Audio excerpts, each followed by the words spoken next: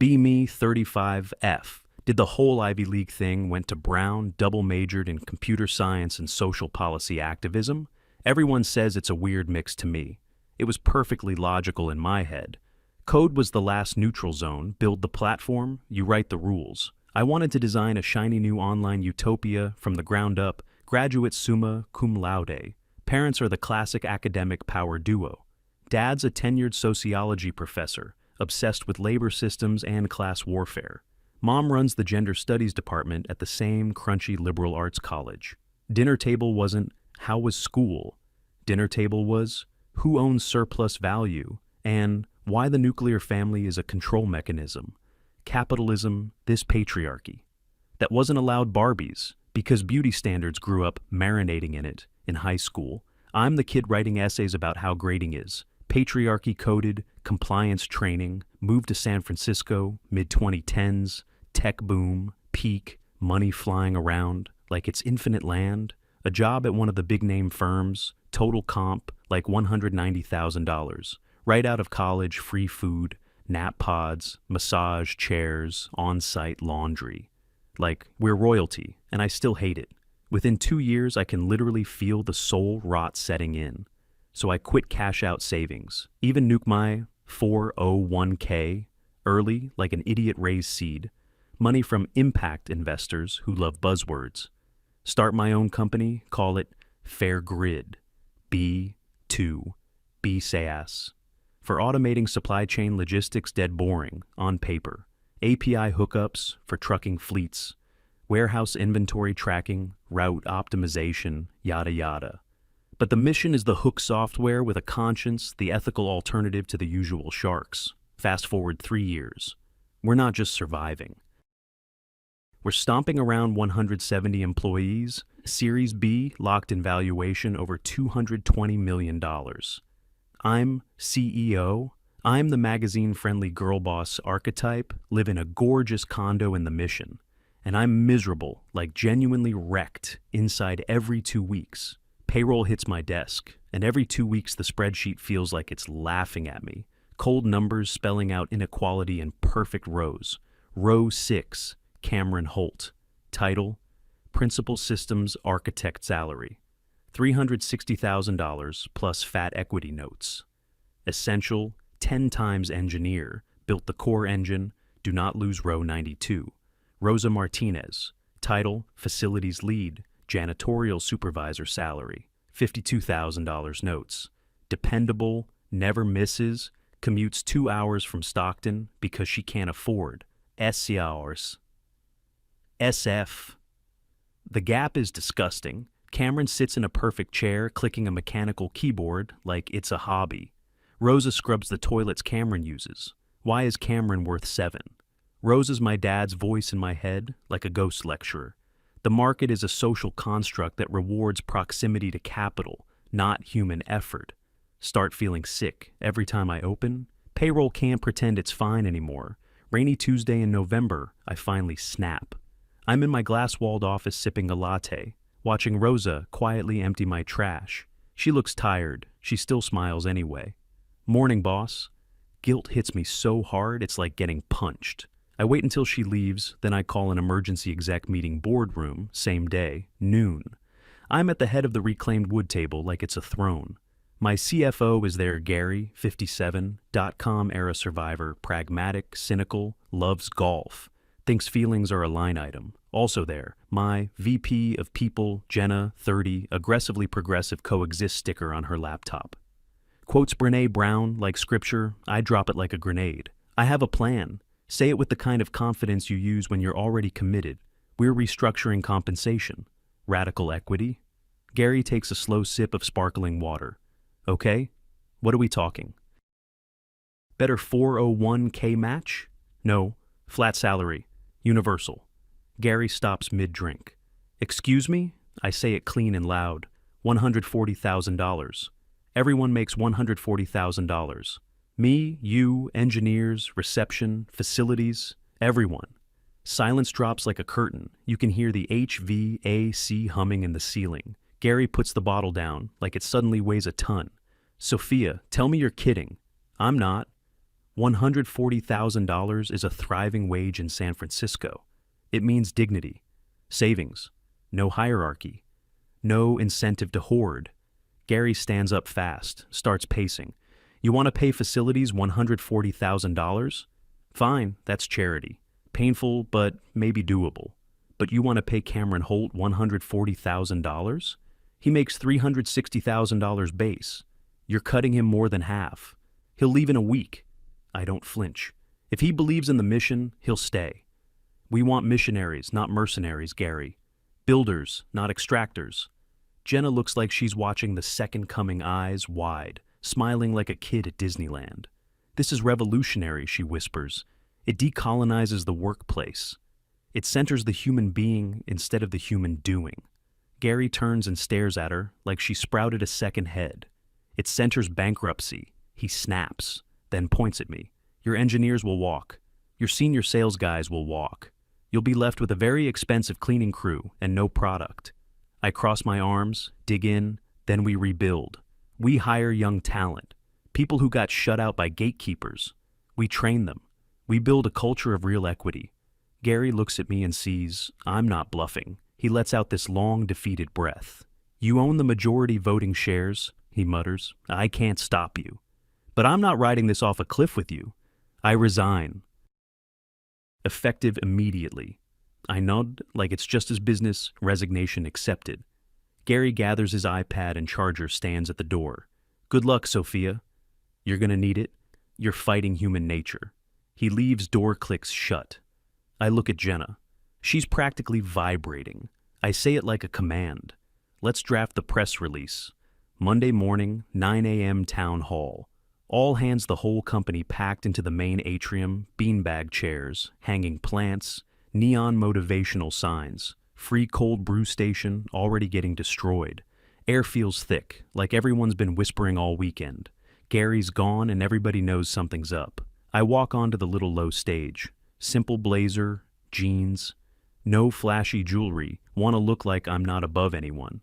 Grab the mic. Morning, everyone. Voice comes out steadier than I feel. Today, we make history. Click the remote screen behind me, flips to one giant number. $140,000, big enough to punch people in the face. I lay it out, talk about dignity of labor, talk about how the person who cleans the bathroom is just as essential as the person writing the routing code. Talk about breaking the wheel, effective the 1st of next month. I say it clearly, everyone at Fairgrid, from CEO to intern, will earn a flat salary of $140,000. Reaction is instant and split like a science experiment zone. A, admin, support, facilities, pure chaos. Monica, the front desk receptionist, single mom, used to make like $58,000. She just starts crying, hands over her mouth. Full body shaking Rosa. From facilities looks stunned, grabs the arm of the guy next to her like she needs something solid, keeps whispering gracias a Dios over and over, customer support team. Mostly fresh grads. They're cheering like we won a championship, high fives, laughing. Someone actually yells, "Let's go." It's beautiful for a second. I get that lump in my throat. This is the moment. This is why I did any of it. Then I look at Zone B, engineering and product. Dead silence, stone, cold, late 20s.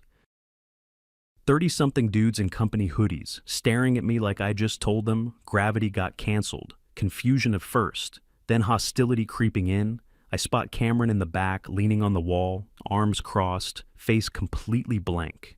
Not mad, not happy. Just watching, I see Ben, senior back-end guy, pull out his phone, thumb flying, probably texting his wife, probably texting a recruiter. I decide to address them head on. I know this is a change for some of you. My voice wobbles slightly and I hate that it does. I know it's a sacrifice. But look around. Look at Monica. Look at Rosa. You're lifting up your coworkers. We're a community. A family. Nobody in Zone B claps. Not one meeting ends with this weird half-cheer, half-funeral vibe. Room separates like oil and water. The people getting huge raises swarm the snack tables, celebrating the high earners drift off to the engineering bay without a word. Month 1 hits, and the outside world loses its mind. Media storm goes nuclear. I'm on the front page of the New York Times business section, Headline is some dramatic thing like, "The Great Leveling CEO makes radical bet on fair pay." I gain like 120,000 followers in a week. Half the internet calls me a hero. The other half calls me a communist psychopath. So I love all of it. Feel alive, feel important. Like I'm finally doing the thing. I always preached inside the company, the bleeding starts immediately, just like Gary said. Resignations roll in 7 senior engineers gone within 48 hours. VP of sales quits, head of marketing quits. I sign their exit paperwork with a calm smile, tell Jenna, "We don't need people who are only here for money."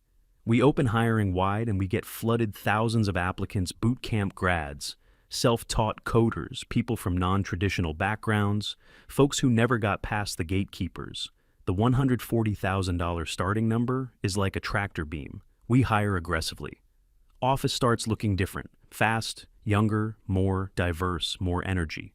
Vibes are immaculate, people bring potluck lunches like it's summer camp. Someone starts playing music in the hallway. Speakers Rosa pulls up in a new Toyota. Camry, like 2 weeks later, stops me in the hall. Eyes wet. "You changed my life, Ms. Sophia. My daughter can go to college now." I hug her. I feel like I won the whole world. Then the thing that keeps nagging me, the Cameron problem in the middle of all the chaos. I realize Cameron didn't quit. This bothers me more than it should.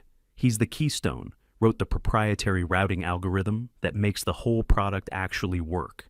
Ugly genius code, he used to make $360,000. Now he makes $140,000. Why is he still here? I decide, I'm not going to wonder. I'm going to find him in the engineering bay.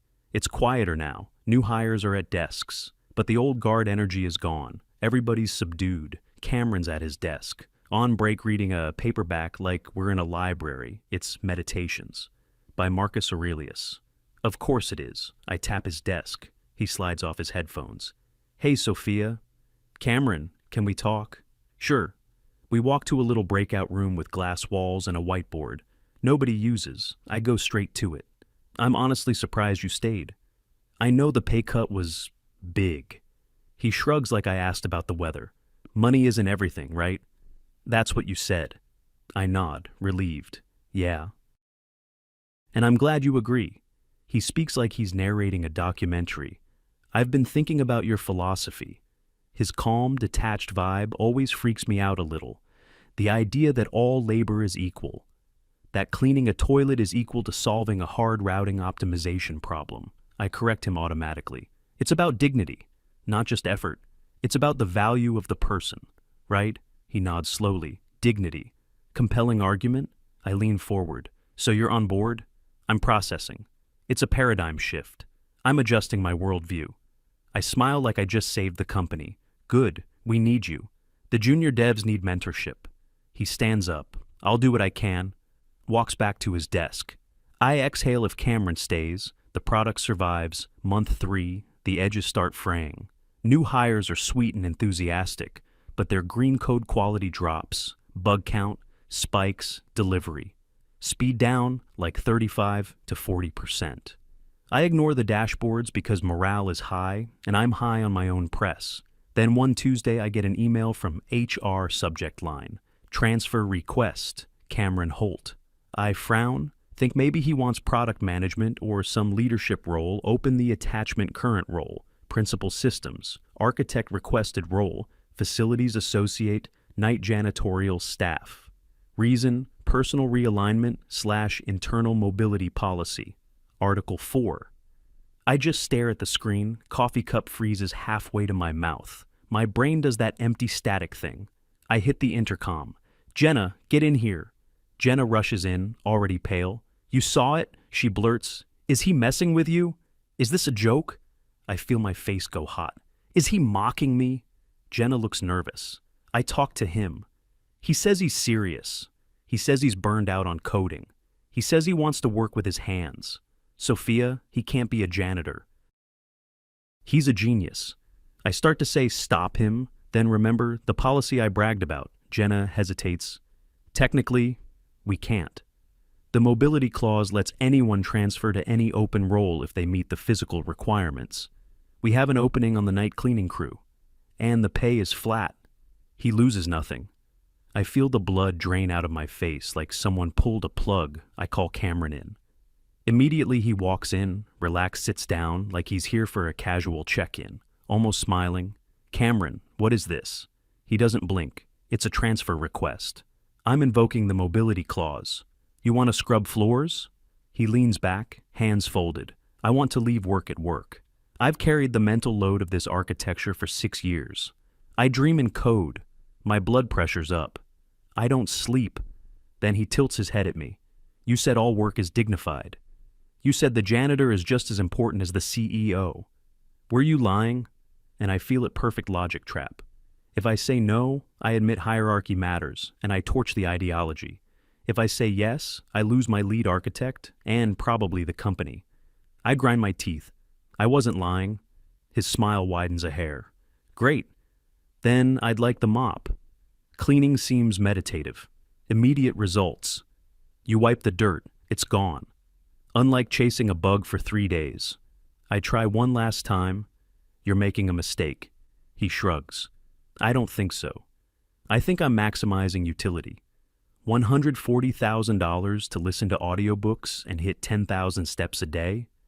Best job in the building. I sign the paper. My hand is actually shaking. Dominoes start falling. Immediately. Monday comes. Cameron shows up in blue coveralls instead of his usual hoodie. Looks weirdly good, like he just dropped 20 pounds of invisible stress. Spends the morning organizing the supply closet like it's a sacred temple. Labels everything with a label maker, whistles while he works at lunch. He sits with the engineering team. They gather around him like disciples. Ben asks, half joking, "How is it?" Cameron answers loud enough for everyone to hear. "Incredible. Polished brass fixtures all morning. Mind is clear. Zero stress. I'm leaving at 5 p.m. sharp and learning sourdough." Engineers glance at their screens. Jira tickets stacked like a horror movie, error logs, Slack pings, demanding fixes. They look at Cameron, they look back at the screen. You can practically see the math happening. Tuesday, Ben submits a transfer request, groundskeeping. We have a stupid little patio with plants. Wednesday, DevOps lead submits one cafeteria, logistics snack stocking, coffee making Thursday. QA lead submits one front desk greeter. I try to stop it, pull Jenna into a meeting, freeze transfers. Now, she looks miserable. We can't. It's in the contract. If we deny them, they can sue for discrimination. We literally established these roles as equal. By Friday, it's a full-on migration. My entire senior engineering staff, the people who built the company, are now the janitorial and support staff. Most overqualified cleaning crew on planet Earth. Cameron, former principal architect, is now head janitor, Ben back-end guy, is now gardener, DevOps, lead, is now snack guy. QA lead is now greeter. They hang out in the supply closet like it's a clubhouse. Someone brings a Nintendo Switch. They play Mario Kart on breaks. They take full lunch hours. They leave exactly at 5 p.m., like it's a religion. They look happier, healthier, like they're glowing. Meanwhile, the engineering pit turns into a disaster zone. It's mostly boot camp grads and a couple mid-level guys too scared to switch. They're drowning. Legacy code is a labyrinth that only Cameron truly understood. Without him, it's a ticking bomb under our whole business month. 5, the bomb finally explodes. Thursday afternoon, critical API failure. Our biggest client, Redwood Freight Systems, goes dark. Their trucks are stuck at depots, manifests won't load. Dispatch is dead. They're losing thousands a minute. My phone rings CTO on the other end screaming, "Sophia, your system is down. Fix it or we sue you into oblivion." I sprint into the engineering bay. It's instant chaos. Junior devs running around like the building's on fire. Someone's actually crying in the corner behind a plant. Screens full of red alerts. Slack exploding. The lead junior is half yelling, half sobbing, "We don't know what it is." Then he points at a graph like it's evidence in court. It's a race condition in the core engine. We can't trace the source. Docs are ancient. And I already know the sick punchline. I know exactly who knows the source. I spin and sprint out of the bay down the hallway to the break room/supply closet. The little clubhouse they turned into their personal resort. Open the door, smells like lavender cleaner and burnt coffee. The guild is in there, like it's recess. Cameron is sitting on an upside-down bucket eating a pear, completely relaxed. Ben is repotting a fern on the counter, like he's in a home decor show. They all look up at me at once. I'm not even breathing right. Cameron, I shout. Redwood Freight is down. P1 critical. We need you right now. Cameron takes another slow bite of the pear chews, like he has all the time in the world. That sounds stressful, he says, almost kindly. Did you submit a ticket? I feel my eye twitch. Forget the ticket. Get on a terminal. Fix the core. Cameron shakes his head, slow and deliberate. I can't, Sophia. Access control. I'll give you access, I snap. No, he says, firmer now. That's not my job description. My contract says facilities associate. It says nothing about debugging the engine.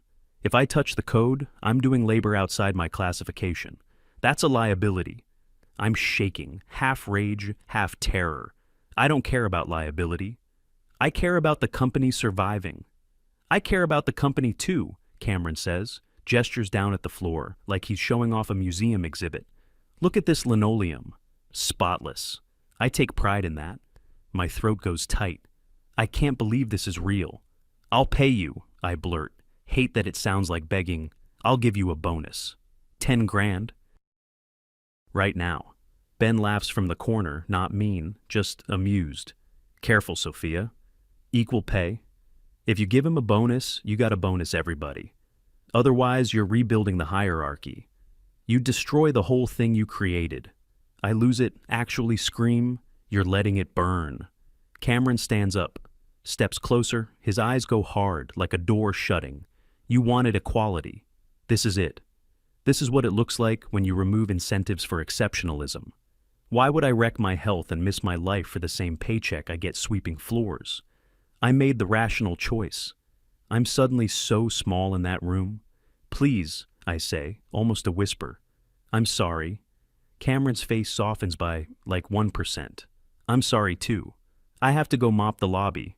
Someone spilled a latte. And he just walks past me like, I'm not the CEO. Like I'm not anything. I stand there and watch him go. Then stumble back to my office like I'm underwater. I call external consultants. Emergency contract, $520 an hour. They're cheerful about it. Of course, they take 48 hours to untangle the race condition. Redwood Freight fires us the next day. Anyway, then they sue us for breaching SLA. News breaks fast, our internal valuation, craters investors, panic, clients start leaving like rats off a sinking ship, cash reserves dry up. And now I get to do the thing. I always told myself I'd never do layoffs. The cruelest irony hits me right in the teeth. Labor law plus our own severance policy favors seniority. The guild, Cameron, Ben, DevOps guy, QA woman. Been here 5 years. The actual people I wanted to lift up Monica Rosa support staff. Most of them have been here 2 years. Maybe less so when the cuts come. Guess who gets cut? I have to fire Rosa, I have to fire Monica, and I have to keep Cameron head janitor. Rosa sits across from me in my glass office, hands folded in her lap, like she's trying to be polite. She looks confused more than angry. But I thought we were safe. I thought you cared about us. I do, I really do. And then I just start crying, ugly crying, can't breathe. Makeup streaking completely. Humiliating Rosa's voice stays calm, which makes it worse. Then why am I leaving? And the guy who plays video games in the closet is staying. Because he has tenure, and the words taste like poison. It's the rules, I choke out seniority. She stands up, slowly. Doesn't shake my hand, just walks out. I sit there feeling like the villain in my own story. Company folds, not long after 2 weeks later. Chapter 7, Bankruptcy Liquidation. Everything gets sold off. The day we close the doors for good. I carry a cardboard box to the parking lot, random personal stuff. A frame magazine cover, a mug, some dumb awards. And there they are, the guild tailgating, like it's game day cooler, folding chairs, music playing. They look incredible, rested tan, like they just got back from vacation. Cameron waves at me like we're old friends. Hey, Sophia. I walk over because I don't even have anger left, just emptiness. You happy, Cameron? You proved your point. He shakes his head. Wasn't about the point. It was about the break. Honestly, best 6 months of my life. He stretches like a cat. I feel recharged, I ask, because I can't not ask, what are you doing now? He says it casual, like he's ordering lunch. Got a job lined up.